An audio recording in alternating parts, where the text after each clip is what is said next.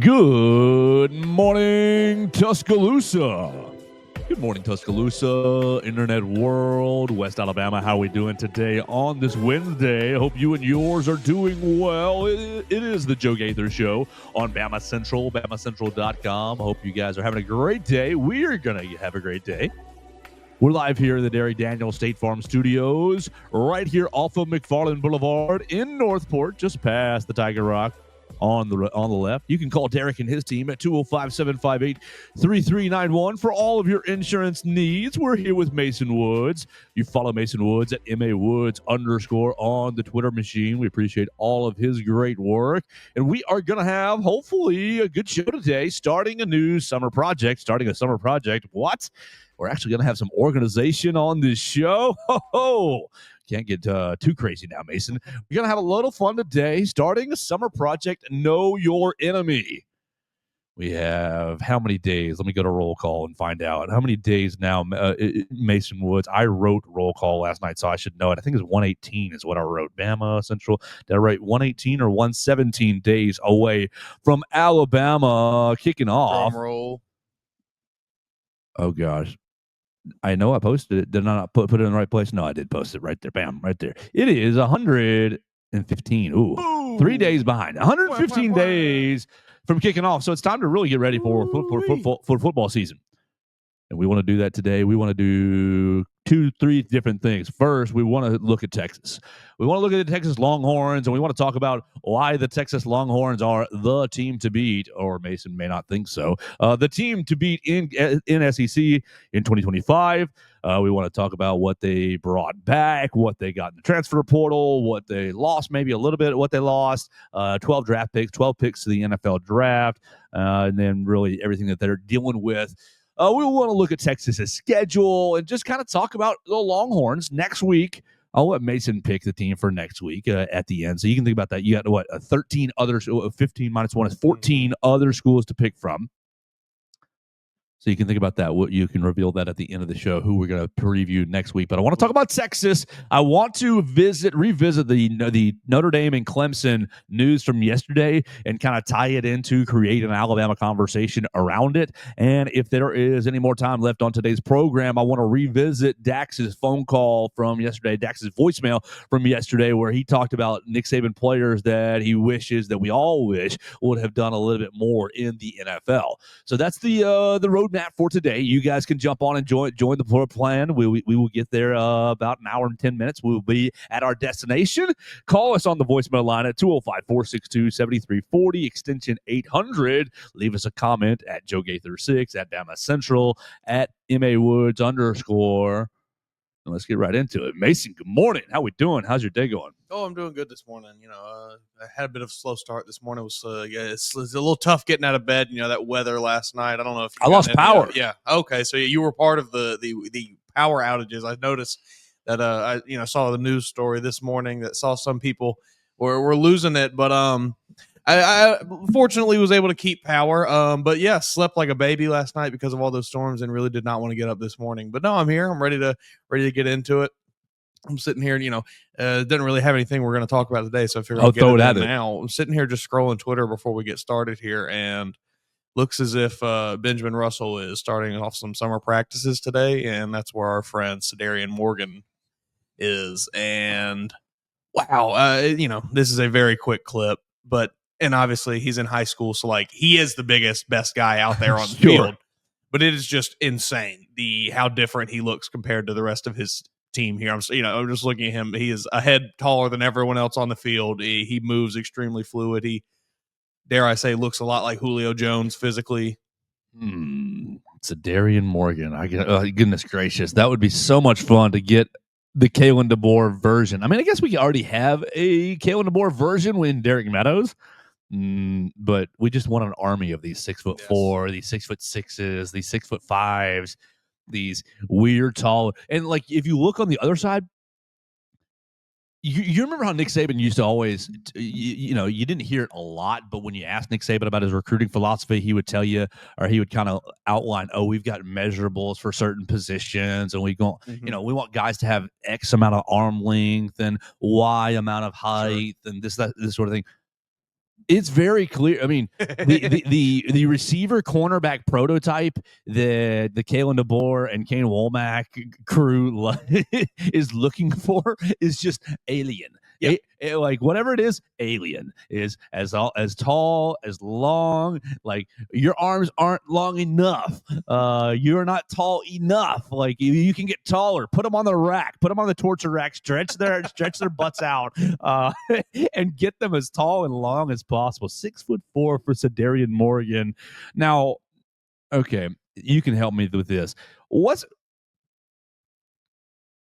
24/7 doing here? I'm on 24/7 Sports looking at his page. You got the composite where he's listed as a 5-star. Number 1 player in Alabama, number 3 wide receiver, number 14 player overall by the composite. We know the composite takes conglomerate from all the recruiting sites. Yeah. Right. But why is he on 24/7 specific site listed as a 4-star player when they, like, this is what doesn't make, like, I don't care. You can rate him whatever you want to, but these, like, 2 metrics don't add up. You list him as the number 1 player in Alabama. That's fine. Every player in Alabama may not be that great. They can all be 4 stars or lower. Okay, cool. You list him as the number 2 wide receiver in the class. Okay, maybe this year's a bad class for wide receivers. All right. But you list him as the 16th best player in the whole class, not just wide receiver, in the whole class. Yeah. So correct me, Mason, but I thought 5 stars meant the first 32 players. That was to correlate the NFL draft. It's basically a play on the NFL draft. It's these 30-something players in this class are to correlate with the first round pick. So if you're the 16th best player in your class, I'm sorry. Typically, as I understand it, that is how it goes. I think that maybe this is just it's just because it's class of 26.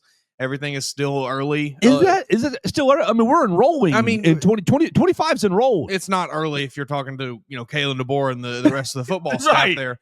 But as far, we're still seeing, like, we're knee deep in that cycle like now. Every week, every other week, you see 247 On 3 Rivals do their updated rankings. Okay. And that's when, we have 3 new 5-stars this week. We have, this. And, I would imagine that by whatever, maybe by the end of the summer or so, they've got their full crop of 5-stars figured out. So you're telling me that this is just a media game that they're playing with me so that when Sedarian Morgan gets bumped to a 5-star, actually they're playing with you because when Sedarian Morgan gets bumped to a 5-star, Mason Woods goes to BamaCentral.com. It says Bama target Sedarian Morgan gets added 5th star and you have 5 minutes of work to do. It's the NFL. It's the announcement of the announcement of the announcement. Confusing to me as well. Okay. 5-star player, 5-star talent should be a 5-star talent by every measurable metric you have. Very, very, very good. Now, again, I've seen his highlights. I've not gone to see him play, which. How far away is Benjamin Russell? Yeah, let's see. You're from parts unknown Alabama. You should know where Alexander City is. This is not my native state. Let's see. Alexander City is 95 miles away. It is. It's towards Columbus. It's towards Columbus. It's toward Montgomery. All right, so that would not be a very difficult trip, really, if we can figure out a date, a Friday night. Oh, hey, Sedarian. How we doing, brother? yeah. That might be in the works this fall. All right, Mason. We love the recruiting updates. Did you? Hey, I shouted you out. I clipped up your recruiting update and I put it in the Voltex yesterday. Oh, love that. Yeah. So appreciate that. I noticed that Will Miller's face was on the Texas Longhorns page today from his Troy baseball. Troy, they drove down to Troy and watched Alabama baseball win yesterday, 10-2. Took care of business. Oh, and speaking of diamond sports, the ladies handling the Auburn Tigers 3-2 in the opening round of the SEC tournament. They sure had to make it stressful. I'm glad that I'm not living and dying on every pitch. I'll just say that because they don't make it easy for those folks. Those diehards, I respect you because they've not made it easy on you. They're playing South Carolina tonight at 7 o'clock on SEC Network, and obviously that is SEC tournament time, so that could be 7 o'clock. It could be 9:30. It could be 6:15. Basically, it's tournament time. They're going to run them 25 minutes after the previous game. So they're starting, I think, at 11 today, a full 4-game slate in Athens. But our ladies are playing at 7 o'clock against South Carolina. And I know Katie Wyndham, Hunter DeCiver, I volunteered as a pinch hitter. And they said, we'll let you know. We got this. You can go leave your bat in the dugout, Joe. They've heard us talking about softball on the show, and they're like, you know what? I don't think we need the extra help. Oh, that's exactly right. All right, Mason. Let's dive into football here because we want to, have a little structure on the program over the next handful of Wednesdays or so. Let's count them out here just to be real funny. We got 1, 2, 3, 4, 5, 6, 7, 8, 9, 10, 11. This is perfect. 12, 13 Wednesdays. All right. Don't we open on like the August 26th, August 30th? Oh no, that's July 13, 14. This is even better. 14, 15, 16, 17 Wednesdays. Yeah, the first game's August 30th. Yeah. All right. So 17 Wednesdays between now and August 30. Perfect. That'll give us all 15 SEC opponents, and we'll throw 1 or 2 bonus in there, maybe a Wisconsin and Florida State, probably. Sorry, Eastern Illinois, you're not going to make the cut. Oh, I don't know, though. They got a feisty squad this year, I've heard. You're not going to do a deep dive on the Panthers? I'm glad you said that because I did not even know what their mascot was. Well, I only knew that because I said it yesterday on the show when we were looking at the schedule. I have no idea what they were, but we were looking at that little FBS schedules thing, and it said Panthers. I was like, where's that game coming from? Is that a Kalen DeBoer connection there? He called somebody up and was like, hey, we need to. I'm gonna bet that's been baked in for the last 8 years. Yeah, maybe it has. It just came out of nowhere. Eastern Illinois. It's not one we're used to. It's a new nobody on the schedule. Yeah, Nick Saban liked San Jose State. Yeah, we like San Jose State. I guess South Florida hasn't really. They've kind of answered the call. Nobody. Recently. They're not the nobody's quite types like the Eastern Illinois. Western Carolina. That was another good one. Yes, Coach Saban loved Western Carolina. Loves him some Western Kentucky too. Georgia Southern twice, right? UT Chattanooga twice, 2 or 3 times. Mercer a couple times as well. Yeah, Mercer. Oh. If we never play those games again, it'll be praise the Lord. Praise the Lord. We'll have some good replacements when we get to that part of the show. There needs to be a rule in place of like if you play those games, like a snap count for scholarship players. Like that'd be you're only allowed to use your scholarship players for 30 snaps or what, something of the sort. And then you're gonna if you play that game, you can't count it as a win on your resume, but if you lose, it counts as a loss. Yes, I love that too. I love that. You're gonna end up having Ty Simpson swap jerseys middle. hey, Kate, Octor, give me your jersey, Kate. Oh, man. Like we both have the same complexion. They'll never know. Yeah, they just got to put the same accessories on. Nobody would be none the wiser. Just keep that helmet on, buddy. Oh, yeah. Get him a dark visor, maybe. Right, perfect. We love it. All right, so we're here to talk about Texas. That's what we want to do. Know thy enemy. And first up, maybe by default or maybe because they are the favorite in the SEC. Are they? Yes. It's not Georgia who actually won the SEC last year.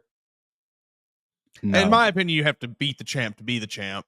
Okay, so that's another concept that I hate. Oh, last year's number one is number one until they're better, until they're ever beaten. It's like, I mean, Texas had the opportunity to beat them. They didn't.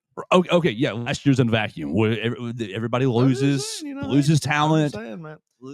I'm riding with Georgia Bulldogs until I see something different. Okay, that's fine. I don't trust Sark and his soft football ways. His soft football ways. I just got done listening to him talk to Josh Pate. They had his next up on the Pate State speaker series, and Sark says we're not soft. Sark says we're accountable. We have everybody going to class. Tell me otherwise, Steve. We're going to class. We're keeping everybody accountable to the little things. We're doing workouts. Or it doesn't matter that everybody's getting paid more than me. I'm Texas. You're soft, and you're soft until you prove otherwise. What's it going to take to prove otherwise? You have to win. They've been to 2 college football. You got to win the title. The only team that's gone back-to-back to college football playoff appearances in the last 2 years made it to the national title game 2 years ago. So it's championship or nothing. I mean, you gotta win. It's championship or you're soft. Yeah. If for Texas, yes. There's no, they're getting better. I mean, well, they've done nothing. They're 5-7 when he takes over. 5-7. And Quinn Ewers chose them. Oh my God. That line did crack me up. Sorry. Quinn Ewers in his heart, he knew he was a Texas Longhorn from the day he was born. Well, he was born to wear that burnt orange and white. Well, that was a funny concept because he essentially says that in a more button-up way. And he goes, we're so grateful for Quinn Ewers for choosing us when we were 5-7. And I'm like to myself, two things. Sorry. First, since Quinn Ewers was a freshman in high school, it was this kid's going to go to Texas. Okay, we heard that. So there's a little, he was always going to choose you whether you're 5-7 or not. But, brother, what did you pay for him to come out of the transfer portal from Ohio State to go to Texas? Like, he enrolled in Ohio State early so that he could get NIL because of the Texas high school laws. You couldn't get NIL. He had that $1 million kombucha deal at Ohio State. Yeah. And then transfers. Like, everybody knew you're just going to Ohio State. Your 5-7 record didn't matter at all. No. It's the money. It's the fact that he was already there. It's the fact that he already loved Texas. And the money, and the money, and the money, and the money, and the money. All right, so they started 5-7, and like, you've had steady improvement. You've had great. You won the Big 12 on your last year out. Softest conference in the country. You got to the SEC title game your first year in the league. And what was widely referred to as like the worst year for the SEC in a while. Was it? No, I don't know. I'm just poking at you. Okay, all right, yeah, you're doing a good job though. You get to the Big 10. You win the Big 12. You get to the SEC title game. You lose to Georgia. Mm-hmm. I guess there's your kicker, Joe. You lose to Georgia, period. Shut up. Okay. This is where I'm at. You go in, I mean, you welcome Dabo, and Dabo plays with you guys for a half, and then you end up going, did they lose to Notre Dame or Ohio State? Ohio State, I think. Or Oregon. I think it was Ohio State. I think it was. I think Ohio State beat them handily, too. Yes, it was, wasn't it? Oh, just flip. I've got so many tabs open with tabs. I have to look Ohio State, Texas up, and everything is this. No. Game. I've got the right tab right here. They lost to Ohio State 28-14. Oh, not as bad as I thought. Yeah, they beat Clemson. That game. They beat Clemson, Arizona State. Yeah, there you go. If I recall that game though against Ohio State, it was one of those where it was pretty obvious the entire time this is Ohio State's game. Maybe wasn't that the Jack Sawyer? We're running away with a fumble, 60-something yard fumble. Yeah, they were up like 21-7. Yeah, I think so. Yeah. I mean, nobody was beating that Ohio State team last year. As much as it pains me to admit, that was the best team in college football. So, you did lose to the best. I'll give you that, Texas.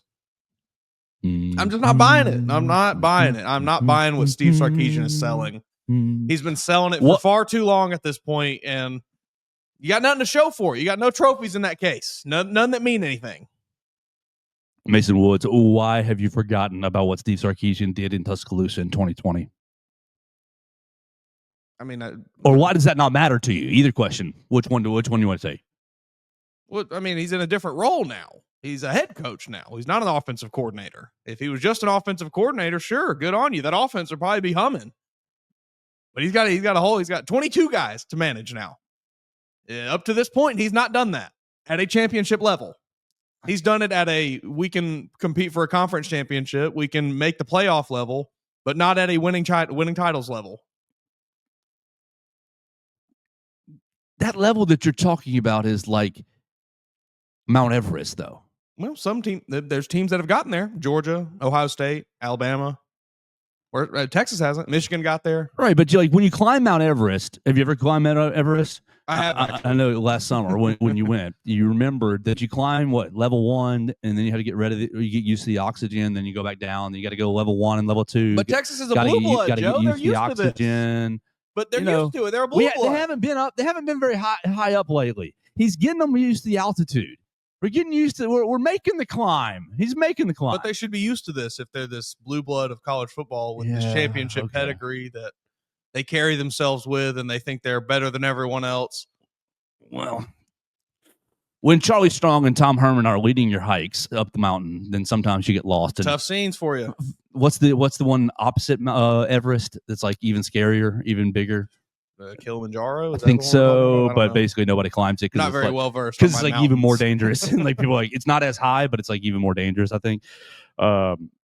Yeah, that's the mountain that Charlie Strong and Tom Herman led them up and off. This is a good Texas team. Yes, that's where we're at here. This is a good team. There is serious question marks with this team, though. There's one huge one. What do you want to start with? Because here's my rundown. The rundown was basically Texas overview. Feel like we kind of already just did that. You got transfer portal ads, schedule comparison from 24 to 25, strengths, weaknesses, and conclusion. So I feel like we just knocked out a little Texas overview, just bantering on them. Let's talk about their transfer portal ads. How about that? Because we talked last Thursday and last Wednesday, and that's really what started us on this distraction tour of Know Thy Enemy was their spending. 35 to 40 million dollars allegedly in the transfer portal, or not in the on the roster as a whole, the roster as a whole. And you look at and I've got 12 transfers, I think. That's what they brought in here? I mean, what do we allocate? I mean, big defensive lineman transfer portal. 4 of them, 5 of them. Big tight end, big wide receiver. I like this wide receiver. From Stanford. Yes, I do. Yeah. From Stanford. I don't the Cal tight end. They say is gonna be pretty nice. I think he is basically just the same player as Gunnar Helm. Yes, which Gunnar Helm was great. He had a great.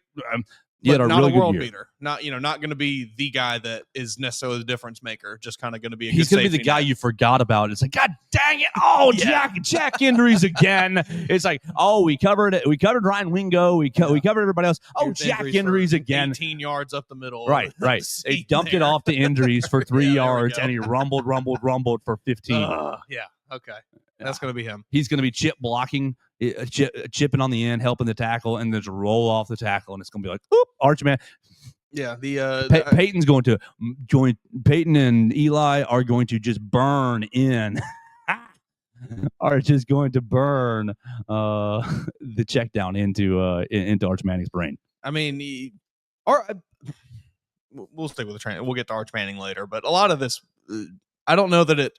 I think a lot of people are talking about Arch Manning, but I don't know that it necessarily is on his shoulders as much as people are throwing it on his shoulders. No.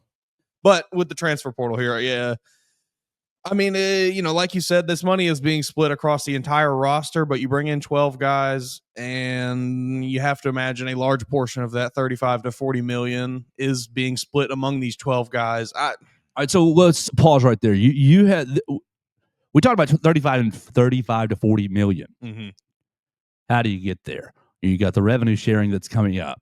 And essentially that's about $20 million on all these athletic programs. And you got to think about what percentage you're spending on each program. And I'm sure that Texas is spending, 60, 80% as of much that. As they possibly can on football. Right. And so that's where you're coming in. These defensive linemen are all getting $500,000 to $800,000. Murad Watson from Syracuse, Levon Johnson from Maryland. You got Hiri Kanu from Ohio State, and one more, Travis Shaw from North Carolina. That's your big boy, 6'5", 330. So they're all getting big money.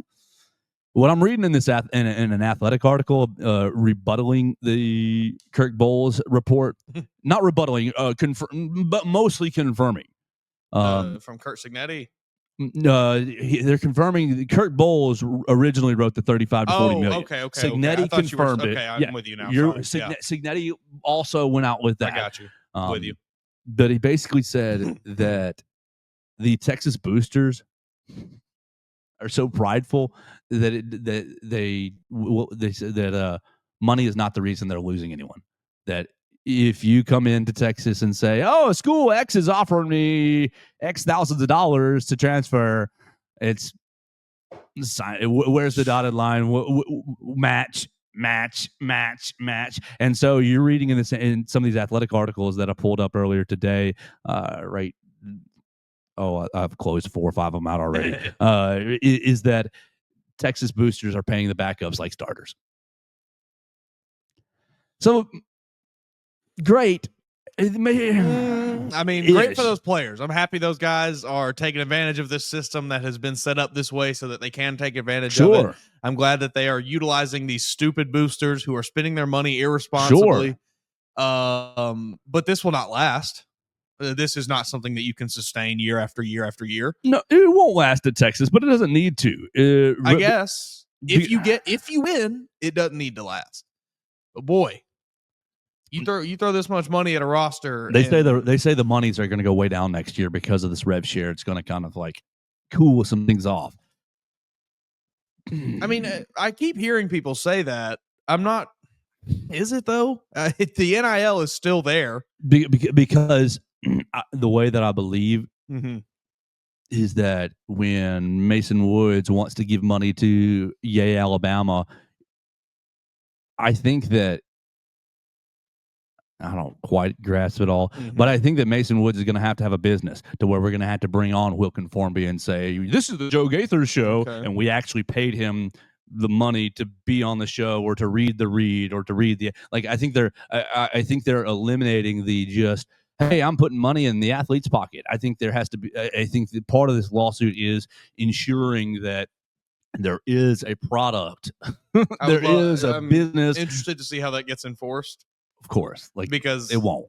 Yeah, I mean that is nothing more than, hey, buddy, we'll give you $3 million. You make an Instagram post, and then he goes on his Instagram, hey, I'm Jimmy John from Texas. I'm here playing this video game. You guys should play it too. And there we go. Now he's $3 million richer. Like, I think it's near impossible to enforce anything like that. So the issue is still going to be, it's still just going to continue to be bidding wars between these top schools who have this NIL money behind them, but they will also get revenue share on top of it. So I don't know that it's really going to solve any issues like people think it might. Yeah, I'm with you there. I think it's going to continue to create, breaking away haves and have not, and eventually we'll get to. Should have started with revenue sharing, right? We never had the NIL stuff. That's exactly right. We'll eventually worms out or cats out of the bag now. Get to like a top 60, a league of 60 college football teams or so, and Alabama's going to be in it, so we'll be fine. I mean, we see every year, and I love all of them, but everybody does their. If I were to, redo all of the college football landscape and do these different conferences, like some of the mock-ups I see a year, some of them are so good. We just need to separate the best of the best, and like you said, 50, 60 teams, and then we can divide them up, divisions, conferences, whatever you want to do. Troy play for their own national championship. Troy and Alabama should not be playing the same sport. Exactly. We talked about Eastern Illinois. They're not playing the same sport Alabama does when they line up on that field together. All right, so Texas loses 12 players to the NFL draft. Texas. Some notable names, too. Yeah, big time players. Where's my list? Right there. Perfect.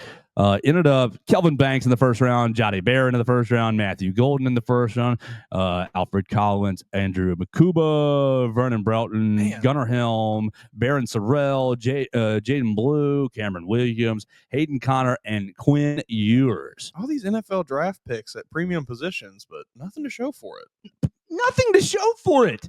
They made the Did they get a big fancy trophy for making the playoff? Is Quinn Ewers going to tell his grandkids, hey, I made the playoff one day? I'll tell you, they got a Chick-fil-A Peach Bowl trophy for beating Arizona State. Neat. They got for being the worst team in the playoff. They got some sort of recognition for beating Clemson at home in the college football playoff. They got they got monetary. You get extra money for your program. Cool. Yeah, you ain't got no trophies. Nobody's going to remember. Nobody remembers who made the playoff. They remember who won the playoff. They've got the Red River Rivalry trophy. Come on, man. It's not nothing. You made the SEC title game. You made the college football playoff. And you lost both of them. You won 2 playoff games. That is nothing. You're the Alabama fan. Do NFL teams that go to the playoffs every year say, well, we won a playoff game? Dang, I must be a terrible fan because, all right, we got there. We're on the way. You're the college football fan that I actively despise. I hate Texas so much. This is only about Texas for you. You're Mostly. not okay. This is Okay. mostly just Okay. about Texas. They won. But it is. They're not champions, but they won some things. I guess those things don't mean anything though. Ask those players. Ask them if they're satisfied with how their season ended. You think they are? You think Quinn Ewers is going to say, "Well, man, we got that cool Peach Bowl trophy. Oh man, I think I'm pretty happy with how my Texas career ended." He's probably not. I don't think any of them are. Kelvin Banks is first round draft pick. I'm pretty sure he'd probably still have a national championship. All right, so you lose a bunch. Let's just start with the quarterback. You lost Quinn Ewers. I think you're doing okay. Are you? Yeah. Where are you at with Arch Manning? Because you've got a huge contingent that he is slam dunk number 1 overall pick, that he is greatest quarterback that's ever been quarterbacked ever. There. I think that you've got a lot of reason to be excited. Sure. I'm at about a 7 out of 10 on Arch All Manning. right. At about a 7 out of 10. And I think by the end of this season, that could easily be like an 8.5, 9. But right now, he's only played in 11 games. He has 2 starts to his name at Texas. He has not done a whole lot. I mean, what I know, I wrote down his stats: 11 appearances, 2 starts, 969 yards, 9 touchdowns, 2 picks. So I mean, solid, decent performances. But again, nothing overly impressive. He's a decent runner. I doubt that they're going to be asking him to run a whole lot. And he's definitely not going to be running a whole lot on his own accord. So I don't really know how much of an impact that's going to have. He's going to do the Peyton Manning scramble for 4 yards and slide. Yeah. I don't know exactly how much of an impact. I don't think he's going to be like a true dual threat kind of guy this year where there's a bunch of design runs and everything. They might sprinkle it in here and there, but I don't think that's going to be a huge part of his game that people have to worry about. Yeah. A 7 out of 10. I am cautiously optimistic. I think he definitely has the potential, and as a recruit, I was drooling over him, very excited. Well, whatever. But it's certainly cool to bit. People are pretty much some people are automatically crowning him best quarterback in the SEC. You've got Garrett Nussmeier, Lenore Sellers. There's just guys that have Ty done Simpson, it. Well. Maybe. I don't know. Maybe just throwing that out there. DJ Lagway. Right. Is the bar low enough to where Arch can just walk in? Is the SEC quarterback bar low enough right now? And I don't mean it's not good, but is it at a place where Arch can just say, "Hey, man, 2 games in, I'm the best quarterback in this league"? I mean, because you're going to Ohio State first game of the year. I think there's a pretty decent chance. I don't know. I mean, I think there's a good chance that that's potentially like the storyline. The kind of, Arch Manning, everybody's it's going to be leading ESPN, going to be leading First Take with, "Did you see Arch Manning this week?" I think for anybody that really is like anybody that's really watching is not going to overreact to 2 games. 2 games would be cool. And this Ohio State team is shaping up to be really, really good. You go out there and you throw for, 250, 300 yards, a couple touchdowns. We're feeling pretty good about Arch Manning. But there's still guys in the SEC that did it more. Lenore Sellers was great last year. DJ Lagway was good. Garrett Nussmeier was great last year. So I think I'll need to see it a little bit more. I do think, he certainly can make himself one of the top, 2-3 quarterbacks in the league by the end of the season. Just gonna have to see it. So we started with the transfers a little bit and talked about the wide receiver from Stanford, the tight end from Cal. Just talking about the offensive guys. Mm-hmm. You've got Ryan Wingo. You've got good running backs. Trey Wisner is still back. Is still coming back. And what? CJ Baxter is still with you as well. I'm losing tracks on my tabs. From getting hurt last year. Last season. I think I got hurt like right before the year too. So my point, and to tie this in, is you got all these skill guys. You got Arch. You're all excited, but I think the national media is not seeing the real question here. And okay, we're all excited about Arch. Woohoo, Arch Manning, stars and stripes and visions of touchdowns. We all love it. Unbelievable. Yep. Rocket passes. Another Manning. Right. We cannot believe it. Oh, media fodder. We're all falling all over ourselves. Headline central. Great. What's the narrative. What happens? What do we do? What how does this season unfold if Arch Manning is on his back? Because Texas is only returning one starter on the offensive line. Let's move to the offensive line. Look, this is like it feels like every year this happens in the NFL with a team that drafts a shiny new quarterback, and it's like, oh, we're going to be awesome. Oh, don't It's like your offensive line sucks. I know this feeling very well as a Titans fan. You know it very well as a Bears fan. That will kill any bit of talent you have at the quarterback position. A bad offensive line doesn't matter how good that quarterback is. If you can't keep him up, he can't do anything. So this is a massive, massive question mark for Texas. Yeah, one returning starter from last year, and it's an interior guy. I think I saw that he's probably going to be playing right or left guard. Yeah, DJ Campbell, right guard. You're bringing back Trevor Gooseby at left tackle, and Cole Hudson, who both have experience. Mhm. Trevor Gooseby's supposedly going to be lining up at left tackle, has a little bit of experience, but is not a starter. Cole Hudson is projected to be starting at center, has some experience, but is not a starter. Very, very much kind of like Wilkin Formby type. Sure. Played little, but not so got sure. Thrown in there when we needed him, Right. And just like we're excited about Wilkin, and I think you should be. I'm not saying you should cool. There's obviously the question that, okay, maybe Wilkin doesn't have it, yeah. step forward. I think he will. Same with Gooseby and Hudson, these guys from Texas. If you... This will be the breaking point of this Texas team. If Steve Sarkisian's calling, if he's calling screens all year long, and he loves his screens, but he's calling screens all year long because they can't protect anybody. He's just like, how many screens can I game plan? That you got this wide receiver screen, that slot receiver screen, this running back screen, this tight end screen. We're just gonna smoke and mirrors. He's gonna average 1.3 yards per attempt. We're just gonna smoke and mirrors down the field. I mean, you nailed it. I think that is exactly, that's where this Texas team begins and ends, is with this offensive line. That would terrify me. They have good running backs. They've got, I think, what look to be two decent receivers, three pretty good if you talk about the guy from Stanford as well. I think he's going to be good. I think he's solid.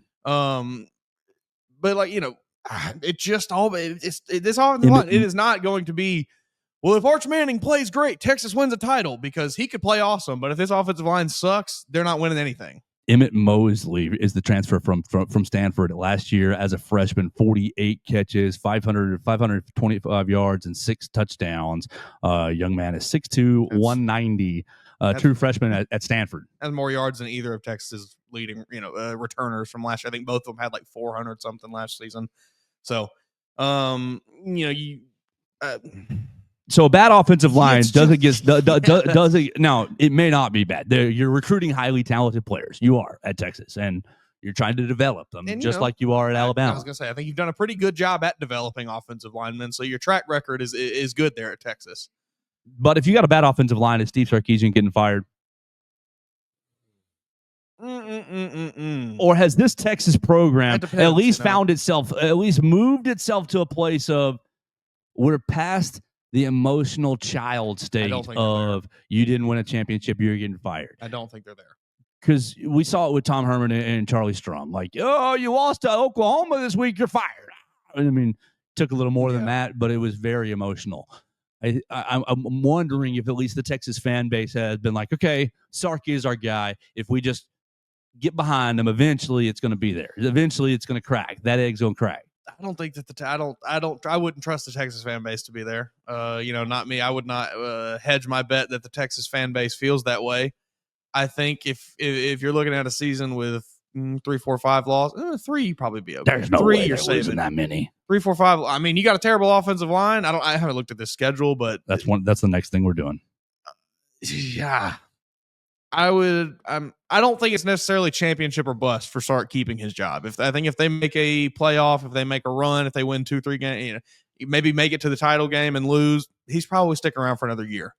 But if you miss the playoff or something, I think they're firing him. I think that offensive line is a pretty big question. Yeah, I mean, you're only. I was looking. They only return, and take this with a grain of salt, because you mentioned you lost Quinn Ewers, Matthew Golden, Gunnar Helm. You lost all these leading guys from last year, so but you're only returning 45% of offensive production last season. So you're having to replace so much on the offense. Ugh. I And think that's Ryan not Wi- even mentioning the line. I think Ryan Wingo is pretty nice. I like these receivers. I watched a very brief, kind of cut up on YouTube of I think not Ringo, but the other guy, DeAndre Moore. And they look pretty solid. Moore's the one that's a little smaller. Wingo's the bigger, taller. I think he's like 6'2", I think. Maybe I'm just too enamored with Steve Sarkisian's offensive mind, and maybe I'm too enamored. Look, that's going to bail you out in a lot of situations. But I think he's going to not going to bail you out from having a bad line. If the line is below average, he's going to have a lot of work to do to move the football down the field. I do think that Sark can do that because I think he's a genius. But I think if he's having to overcome that handicap, he's going to be pulling teeth all year long. And Arch Manning will return for another year. That's one thing that I think a lot of people are missing as well. The national media is all going, Arch is going to have a great year and be the number one pick, blah, blah, blah, blah. And he might be. Sure. But I think there's just as much possibility that he has a great year and the Mannings say, we ain't going to the league. Yep. We don't like who's got that top pick. That or just the simple fact of you haven't graduated college yet, sonny boy. Just like Eli, just like Peyton. They are like that. Also, I mean, to sit here and act like Texas isn't going to offer him just an entire oil field at his disposal, probably. Bukus of money to stay. I think there's a very good chance that he just says, I'm just going to rock 2 more years at Texas. That's what I'd do, man. Yes, I would as well. I'd stay as long as I could, and then I'd enter the supplemental draft. All right, I'd pick my team. Let's flip to the defense just real quick because I think the defense is going to be nasty.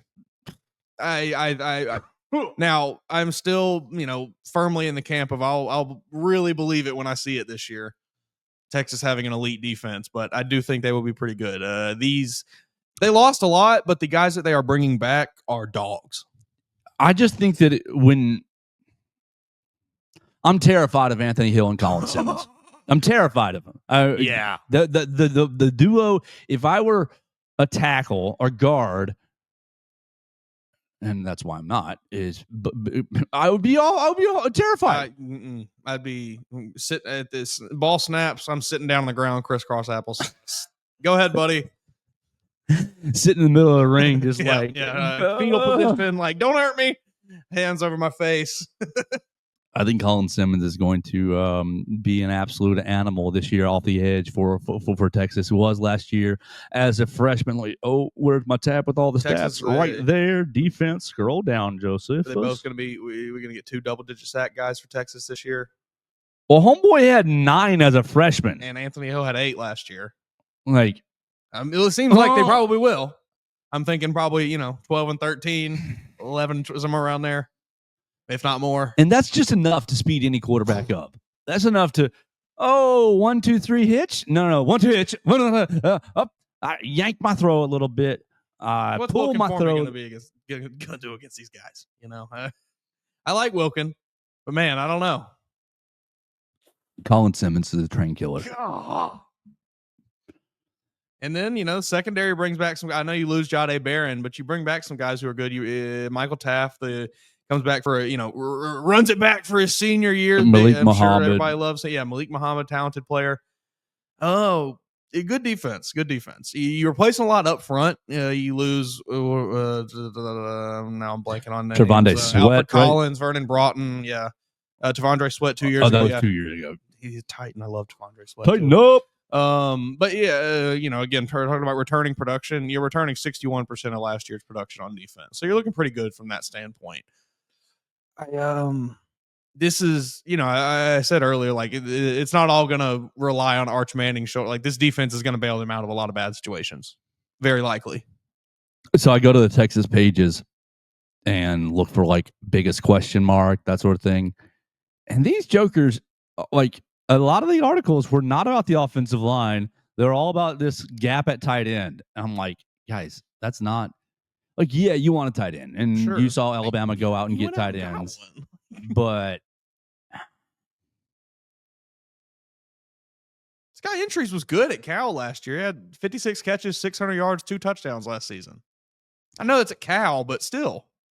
So if I'm a Texas fan, I'm counting on my defense to give the offensive line a bit of a runway to say, "Hey guys, y'all got to go figure it out." Now the problem is now, and here's where we'll turn, and here's where we'll start to land the plane with Texas. Is the schedule is much more difficult than last year, in my opinion. And it starts right off the bat at Ohio State. You went to Michigan last year after everybody and their mother departed, except for they left Sharon Moore behind. You got to stay with the sinking ship. You go all right. So just real quick, last year's schedule.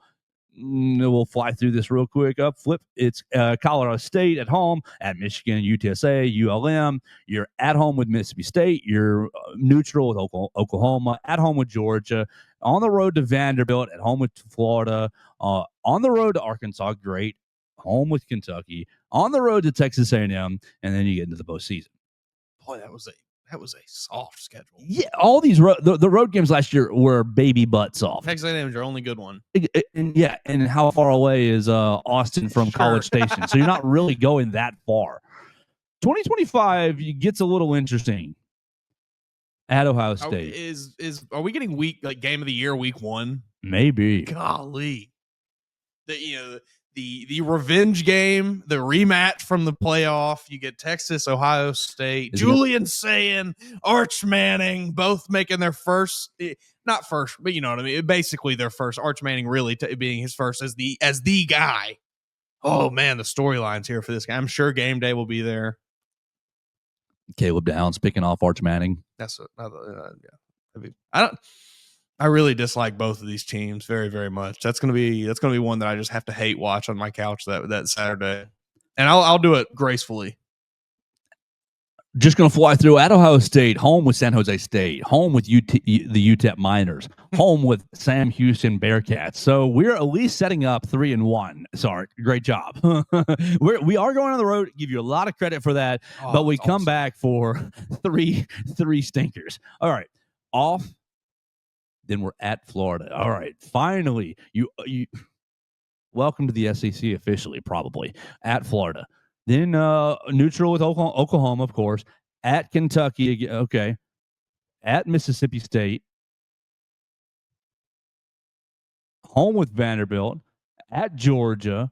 Home with Arkansas. Home with Texas A&M. So at least you're at Georgia and you're at Florida this year for your SEC schedule. Obviously at Kentucky and Mississippi State as well. But I think a significant step up from last season. Golly, are you kidding me? Absolutely. I mean, Florida and Georgia, yes. Mississippi State, we'll see what Mississippi State is this year. Terrible. Probably not good. Probably, yes. But those cowbells, you never know what's happening there. They get rocking. That's not a fun place to play. I've never had the misfortune of going there personally, but I've never heard a good thing about it. Mm-mm. Yeah, it's a tough schedule. You get the relatively early game against Florida here before they've probably fallen off a cliff yet. At this point, it usually happens around week 8 or so when Florida starts to. So you're still getting Florida like their full strength, probably. Oh man, yeah, no. Talk about a trap game. Does Texas fall into a trap at Florida, overlooking them because they have Oklahoma the next week? That's very possibly. This is a good Florida team, and that might just have to be my pick for next week. Now that I'm thinking about it, Gators. It might have to lock that one. Yeah, I like that. That's good. That's good. The way to go. But I mean,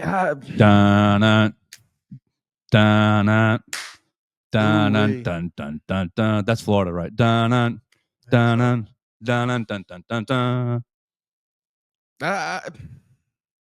There's at least 2 losses on this schedule, probably. I mean, I think you, I don't know. Maybe you can give them. Maybe you can give them toss-ups for Florida and Georgia and Ohio, but if we're gonna just take the 3 hardest road games on this schedule, I don't think it's all that likely that you win 2 out of 3 there. Yeah, I think that you're splitting some fashion of Ohio State, Florida, Oklahoma, Georgia. Yeah, I think you're splitting some fashion of those 4. Yeah. You're probably winning the rest, and you're hoping to 10-2 is, I guess, what you're hoping for. Right. Yeah. You're hoping for 10-2, and you're hoping to probably win. You're probably hoping that those two are not both at Florida and at Georgia. Yeah. You're probably hoping that it's at Ohio State and either Florida or Georgia, Yeah. and that keeps you in an SEC title picture. If you lose to Ohio State in the first week, it's fine as long as you don't get blown out. If you stay within 14, if you stay within 17, I think you're still fine. Everybody will especially on the road. End of the year. Right. You go through and spank the rest of the schedule. By the end of the year, they're going to be, oh, it's fine. They got so much better. Look how improved they were. Sure. But I do want to, at least acknowledge that the schedule is much like last year's schedule. Okay, you guys are listening and you're like, oh, Joe, you love Texas so much. Okay, a little, but the schedule was baby butt soft last year. Soft. Not like not fair. Not a proper welcome, in my opinion, to the SEC. No. Your first SEC road game is at Vanderbilt, and they almost lost. Yes. Oh gosh. So Texas Longhorns. We'll see what they do this year. I think I'm gonna lock in 9-3. I think 10-2 feels good. I think 10-2 feels real good to me.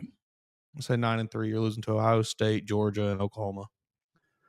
Ooh, gonna be a lot of fun. All right, next week you picking Florida?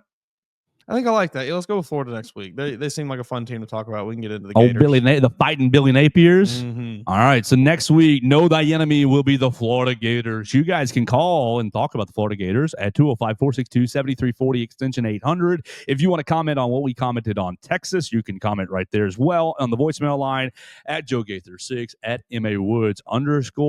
Mason, let me hit an ad, and let's finish with one more topic here.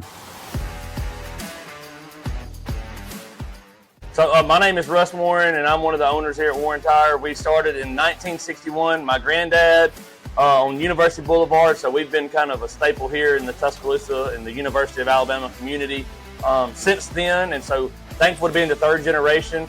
And we have 2 locations now in Tuscaloosa. We're right here at the 15th Street location right now, where we just do tires, brakes, and alignments mostly here. Our university location does oil changes, engine work, air conditioning work, front end work, the whole 9 yards. And so any of our 2 locations, you can come check us out.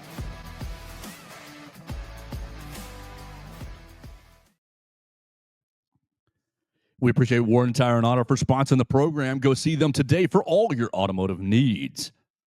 Mason walked out of the studio yesterday. You ended the program with the news of Notre Dame and Clemson meeting together for agreeing to a 12-year deal. And I just glossed right over it. We talked about it for about half a second, just acknowledging it. But as we left, I thought to myself, man, there's a lot of juice right there. If this sets a precedent. Now, obviously, before we go into the conversation, this is because of Notre Dame's relationship with the ACC and trying to game the system. They're trying to game the system and not be scheduled with Boston colleges because it hurts their, strength of schedule. They're trying to get scheduled with the better halves of the ACC for their, 5 ACC games a year. Trying to have their cake and eat it too. Yes, and exactly. They're doing it because they're Notre Dame. And I don't have any issue with that. I get, yeah, blue blood, baby. I think it's lame, but I'm never gonna, I guess, be mad at someone for using the system that is at their disposal. It's just like these players that are bouncing around school to school to get more and more money. I'm not necessarily mad at these kids for doing it. It's the system for allowing them to do it. All right, so over the last 5-7 years or so, Greg Byrne has been on a kick of let's add better home and home games. Let's do home and home series. We're really kind of in the very first parts of that with the Texas series, the South Florida series, and now the Wisconsin series, and opening up this year the Florida State series. You got a lot of great home and home series on deck. Hopefully, they all stay on deck. Please, college football, do not cancel those games. Greg Byrne and the other athletic directors. Do not cancel those games. We need Alabama, Ohio State. We need Alabama, Notre Dame. We need Alabama, USC. We need those matchups. Please do not cancel those in favor of Alabama, Eastern Illinois. So I want to give Greg a lot of credit, right off the bat. But let's imagine that this sets a precedent. Let's kind of ignore the relationship between the Notre Dame and the ACC. Let's just say that Notre Dame really just wanted to beef up their schedule for the next 12 years and get a quality opponent. And honestly, I think this is brilliant. We're sitting here praising Greg Byrne, I think appropriately, for these great home and homes. But how much fun did you, the Alabama fan, have in Wisconsin last year? I know that I had it was one of the best weekends of the year. I've always heard such good things about Madison, Wisconsin. And it was a work trip, work in quotations. And yes, I wrote for BamaCentral.com, but it was like, I've never been to Wisconsin before, so it was a little bit of like I've never experienced this. It was a beautiful place. The food was great. The people, that was the kicker. Yes, Wisconsin people were nice. They were so nice. They were so kind. That's some seriousness, not Green Bay Packers stuff. They were so kind, and it made the experience incredible. And the stadium was great, and just everything. Jump around, right?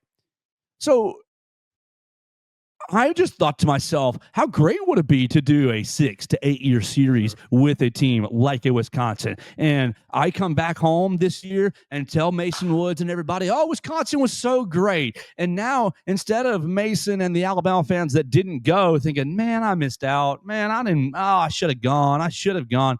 They're planning the next trip and the next time. And so you get 3 trips to Wisconsin over a 6-year period, and they got 3 trips down here. Now they're coming down here. It's going to be great. I hope that you, the Alabama fan, I'm sure you will host them beautifully. I'm positive of that. And they're going to have a great time except for losing. But they're used to that. Exactly. So just further this concept. If you could be Greg Byrne, if you could be the powers that be in the college football world, and you could set up, I think 12 is a little too far, too many years, 6 and 6, 6 home games and 6 road games. But I get it why Notre Dame and Clemson are doing it. I like 6 years. I think a 6 to 8 year contract is like the right length. 3 road games, 3 home games, or 4 road games, 4 home games over the course of a decade. I think it'd just be brilliant. I mean, and maybe this is just, you're reading your own tea leaves, Joe, reading your own press clippings, but to me, I don't see what the issue is, and I think it would be an additive. I've got about 6, 7, 8 programs in my brain that Alabama needs to lock in a 6-year deal with today. I'm thinking of 3 right now. Who would you want to see? They're not necessarily the most. It's fine. Impressive teams. They're your choices. I would like to see Virginia Tech. Okay, Virginia why? Tech will be. I just love Virginia Tech. Cool. Always have. I've just always like. I remember watching. Go Mike up there for Enter Sandman. Taylor. Can we get one of them on a Thursday night? That'd be cool. Sure. Yeah, I'm just for some reason I've always really liked Virginia Tech. I think it goes back to Alabama playing them in those kickoff games and them busting out those like really cool uniforms that one year and me being enamored by it. Liked them ever since. Virginia Tech would be cool. I'd like to see maybe UCLA. Give me a California team. Really, any of them. UCLA, Stanford, Cal, any of those. But I think UCLA just for the uniforms, bring them over. That'd be a great uniform matchup. It'd be that beautiful. Baby blue against the Alabama Crimson. Give me that all day. And then the third one, another one that I'm really just kind of basing off of uniforms here because I think I'd like to see the uniform matchup. But Oklahoma State, give me the orange and black versus the red and white. Give me Pistol Pete on the sideline. I'd like to see that. I would love Mike Gundy, the Arkansas waterfall. I'd love it. I'd like to go see. Was it Boone Pickens Stadium? Because they say yeah. it's super, super nice because that man put a bunch of. Now that was many years ago, but that man. They've let him do whatever he wants there. Exactly. So I've got how many on my list? 1, 2, 3, 4, 5, 6. I had 7 that I wrote down.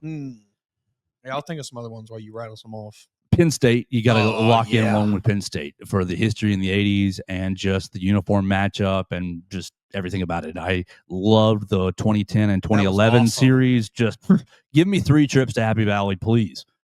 Then we got to go real historic and bring Georgia Tech series, Georgia Tech or Tulane for the same for the same exact reason. Give me Tulane. I need to see those uniforms. Exactly. Same exact reasons. Old SEC teams, close travel, easy travel, trip to Atlanta or trip to New Orleans. Both you can sell me on. And then you have just the historic factor. We used to play each other every year. Yeah. I'm in on Georgia Tech or Tulane as 6-year options. That'd be awesome. I've got then my blue blood love USC and Notre Dame are both on my list just for the branding. God. The Alabama Notre Greg, Dame if you only have to keep one of these non-conference futures, keep the Notre Dame one, Greg, please, That's the right answer. Mr. Greg, please. I love stomping Notre Dame. Please. And then lastly, I have Miami and Florida State as my as two other picks. Miami just for the 92 factor and just everybody thinks about them so much. And Florida State, you got ties to Florida State. It makes me think about 2007 losing to them, and then 2017 beating Florida State. I think that those two are. I was trying to think higher end programs, easier travel, marquee destinations.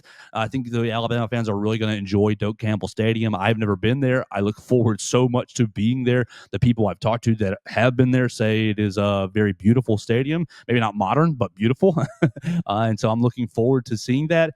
Those are my seven: Penn State, Georgia Tech, Tulane, USC, Notre Dame, Miami, and Florida State. Greg Byrne, can we lock in a 6 to 8 year deal with them? You can go 3-3, and it just be you can not worry about the schedules as much. You can have marquee opponents. You can get to know the restaurants in those areas. You can see the sites and tours. Oh, we didn't see that memorial the last time we were there. We want to go to that museum next time we're here. I just think this could be a very positive thing or something that catches on for college football. Yeah, I would like to see this very much. I'm just trying to think. Hey, Colorado, give me a Colorado one. Let's bring Dion to town. Rocky Mountain High. Utah would be fun. Utah's kind of fallen off a little bit, not quite what they were. If Nick Saban were here, West Virginia would be the move. Oh yeah, West Virginia would be a great one.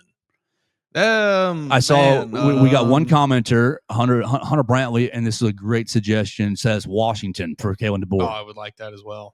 So you can really go down the Kalen DeBoer path and take anybody. You want to go Washington, Fresno Oregon. State, Indiana. Sorry, Sioux Falls, not you don't. No, qualify. you don't qualify. Indiana would be good though. I'd like beat up on Signetti a little bit. You got a lot of ties from the staff with Indiana. Yeah, that would be good. Baloo was at Indiana. Kane Womack was at Indiana. A lot of ties from the staff with Indiana.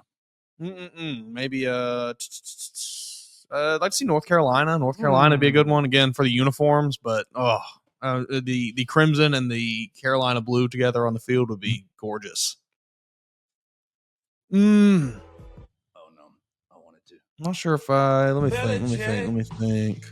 I still have that sounder in here. Oh, how I miss you.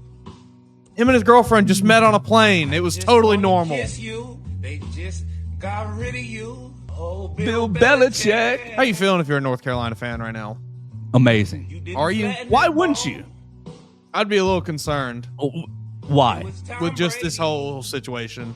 And what's going to be the end? I'm asking you, the North Carolina fan, what do you expect from your football program? I mean, Bill Belichick's here. I expect pretty good results. Old man wash Bill Belichick. Now, and I'll continue this question. Why would you expect good result? Like, you've been okay with mediocre for a long time. Sure. So what's the problem? You got a lot of I notoriety. guess it's more the pointing and laughing that's happening at kind of the situation, and you being the center of it as North Carolina. Hey, patience is a virtue. Who's going to be pointing and laughing when we're 8-5 again? Probably everybody still. Who's going to be pointing and laughing when we're 8-5, upsetting Clemson and knocking them out of the college football playoff? Great. And give me Clemson on this list of teams. That's right. Yeah, give me Clemson. That'd be good.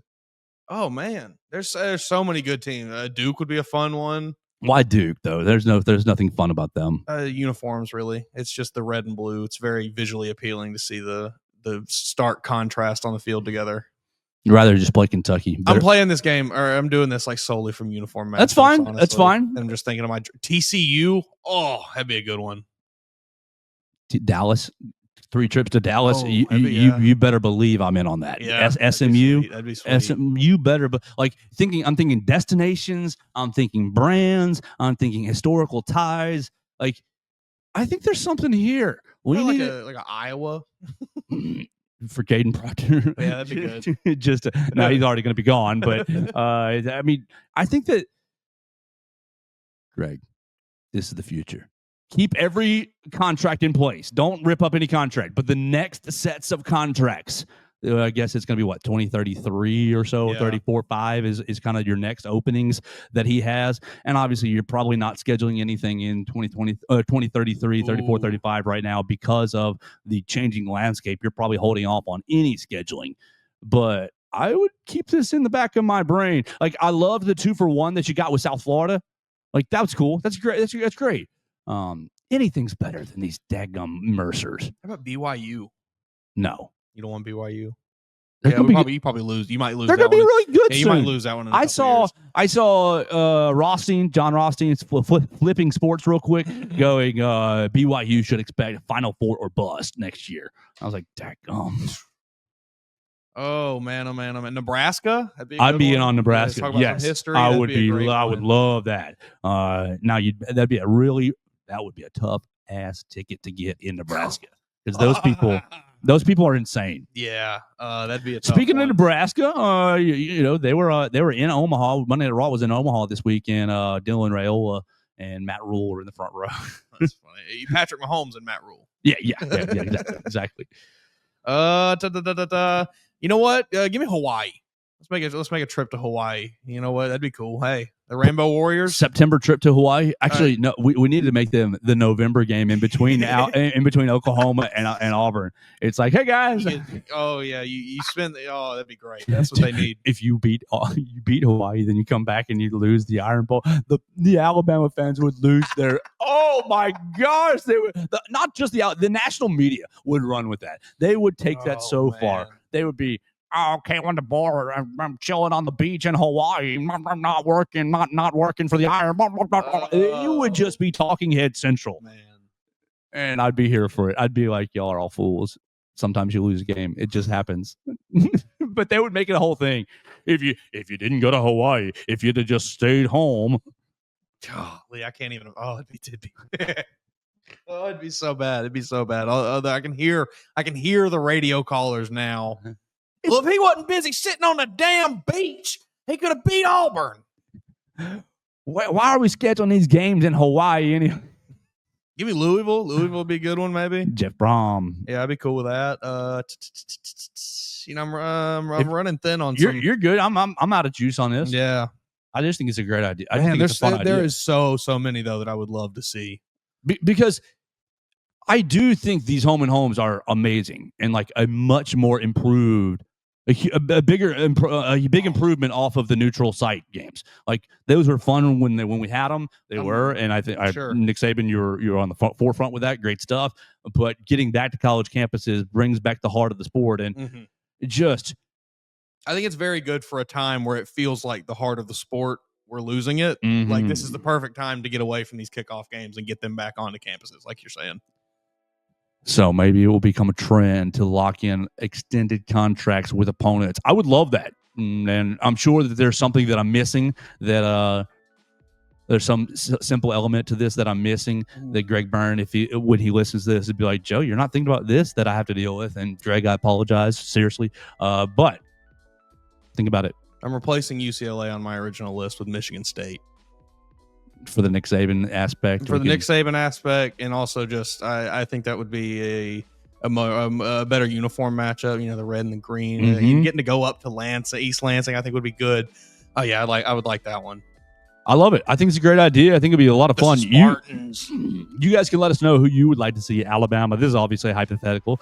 Schedule a 6 to 8 year contract agreement with. We think it would be a lot of fun. And I think that athletic director Greg Byrne, you should see the news yesterday and think, oh, how can we do that ourselves? We had a lot of fun today on the Joe Gaither Show on Bama Central, BamaCentral.com. We talked about Texas. Next week will be Florida. Know thy enemy, the Florida Gators, next week. And we'll do this each Wednesday until the college football season begins. We'll look at SEC teams and Alabama opponents.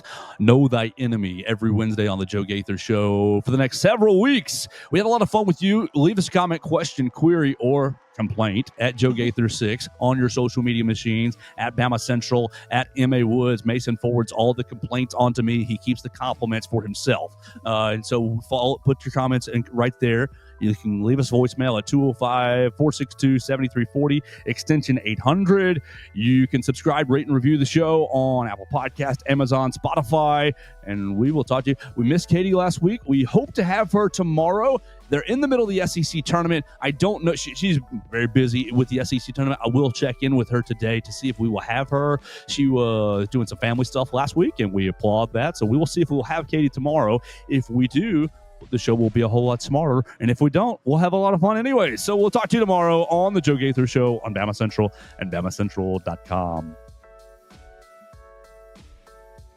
Thanks for joining us on today's edition of the Joe Gaither Show on Bama Central. Keep up with Joe on all his social media pages at Joe Gaither6. Subscribe, rate, and review the show on Spotify and Apple Podcasts, and be sure to read us daily at BamaCentral.com.